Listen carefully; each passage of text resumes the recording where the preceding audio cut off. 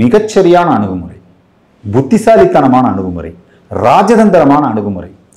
நாம் சுதந்திரத்திற்கு பிறகு 4 யுத்தங்களில் வென்றிருக்கிறோம். 48 காஷ்மீரை ஆக்கிரமிக்க முயன்ற பாகிஸ்தானிய படைகளை நாம் ஜெயித்தோம். அப்பொழுது நேருவினுடைய தலைமை தப்பான முடிவு எடுத்தாங்க. அப்போ மட்டும் ஜெனரல் கரியப்பாவுக்கு நேரம் கொடுத்துருந்தாங்கன்னா கராச்சி, லாகூர் எல்லாத்தையும் பிடிச்சிருப்போம். இந்த காஷ்மீர் பிரச்சனையே இருந்திருக்காது. நேரு உடனே சீஸ்ஃபயர் அறிவிச்சாரு.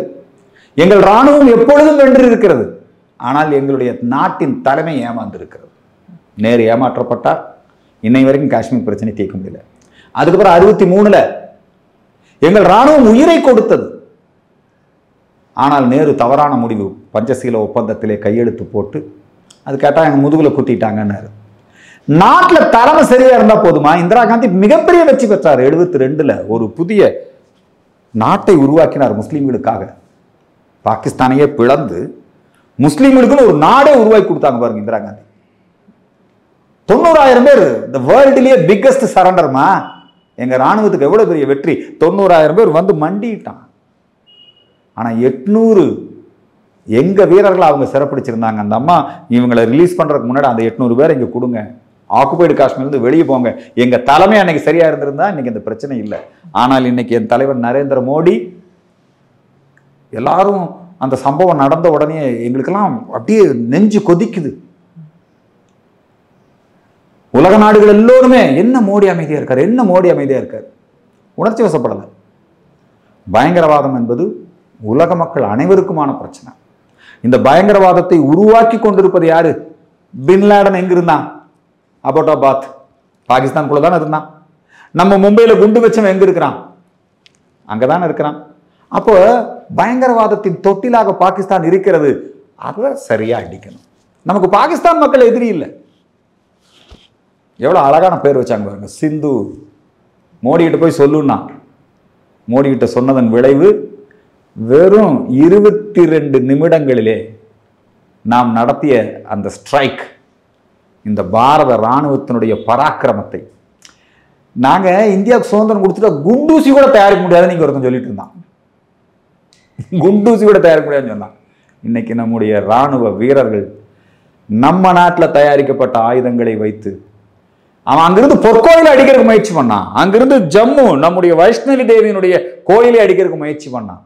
பொதுமக்கள் வாழக்கூடிய இடங்களை தாக்குவதற்கு முயற்சி பண்ணான். அதையெல்லாம் வான்வெளியிலேயே முறியடித்தது நம்முடைய வான் பாதுகாப்பு கவசம். எவ்வளவு அற்புதமா இதுக்கு பிளான் பண்ணி திட்டமிட்டு துல்லியமாக தகவல்களை திரட்டி, பாகிஸ்தான்ல எங்கெங்க முகாம்கள் இருக்கு, எந்த நேரத்தில் தாக்கணும், முப்படைகள் ஒருங்கிணைப்பு இல்லைங்களா? அப்படி மோடிஜி உட்கார்ந்து பார்த்துக்கிட்டே இருக்கிறாரு. எப்படி வந்து ஒபாமா வந்து அந்த பின் லேடனை வேட்டையாடிய பொழுது, ஒபாமா தேர்தல் வாக்குறுதி அதாமா? மோடி சவுக்கிதார் இல்லையா மோடிஜி, அவருடைய தேர்தல் வாக்குறுதி அதுதானே. அதனால இது வந்து ஒரு நம்ம இந்திய ராணுவங்கிறது இன்னைக்கு உலகத்திலே நம்பர் 1 ராணுவம் நம்ம தான். இப்போ இந்த பஹல்கம்ல நடந்த இந்த அட்டாக்கு வந்து வெறுமனே இந்தியர்களை தாக்குனாங்க அப்படின்னு சொல்ல முடியாது. நீங்க இந்துக்களா என்று அடையாளம் காணப்பட்டு தாக்கப்பட்டது. இதுல ஒரு விதமான ஒரு கருத்துக்கள் வந்தது. அதாவது இதை நீங்க வந்து மத ரீதியா பார்க்க வேணாம் அப்படின்ற ஒரு தரப்பு. சரி, இங்க வந்து நாங்க எங்களை வந்து நீங்க மதம் பார்த்து கொண்டீங்க. இப்போ ஒரு 4-5 நாளைக்கு முன்னாடி அமெரிக்கால யூதர்களை மட்டும் அந்த தூதரகத்து முன்னாடியே நீங்க சுட்டு கொண்டிருக்கீங்களே, மதம் பார்த்து ஏன் சுட்டீங்க?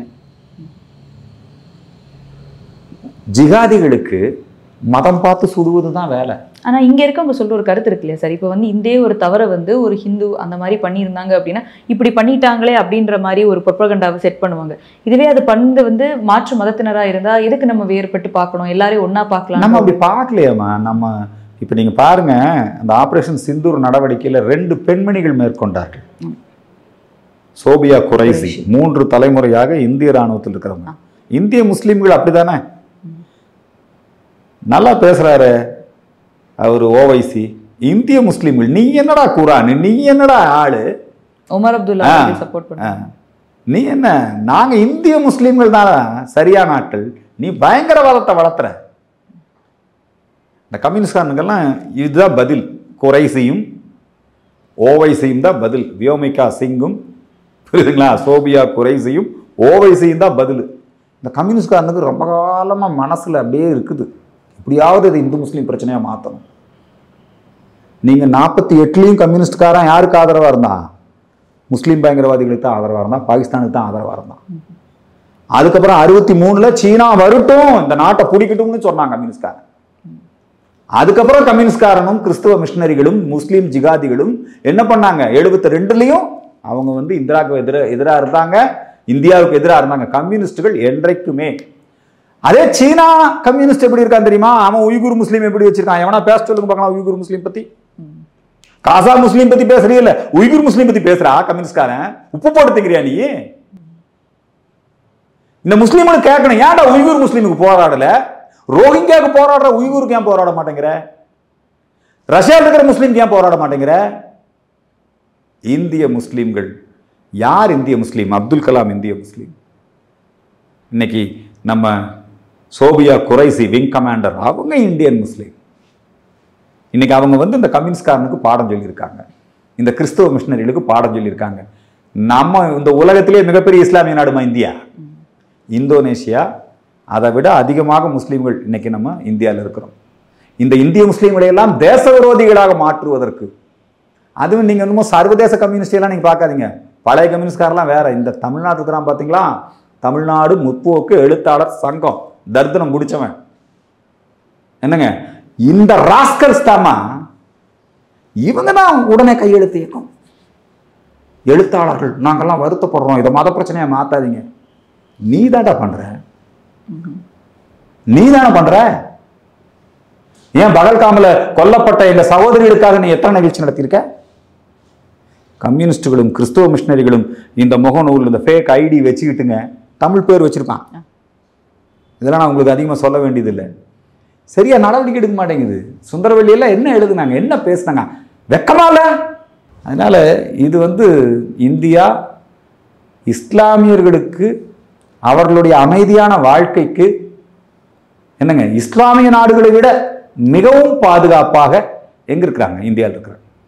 அது இந்த கம்யூனிஸ்ட்காரனுக்கு ஒத்து வராது. இவங்க வெறும் வாக்கு வங்கிக்காக தான் இந்த வாக்கு வங்கியும் கெடுக்க கூடாதல்லம்மா. இவனுக்கு எவமா ஓட்டு போடுவாங்க கம்யூனிஸ்ட்காரனுக்கு?